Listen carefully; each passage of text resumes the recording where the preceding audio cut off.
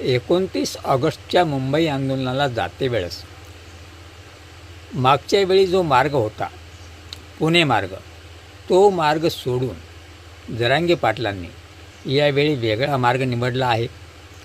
त्यावर भाष्य करताना एका पत्रकाराने विचारलं की तुम्ही तो मार्ग का सोडला आणि हा मार्ग का निवडला.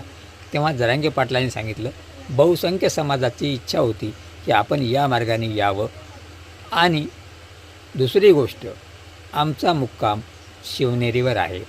तेव्हा मी या लढ्यामध्ये जो उतरणार आहे तेव्हा मी वापस येईल नाही येईल म्हणून मला माझ्या चार्यांच्या चरणी नतमस्तक होऊन तिथं मुजरा करून त्या पवित्र मातीचं दर्शन घेऊन ती माती कंपाळाला लावायची आहे.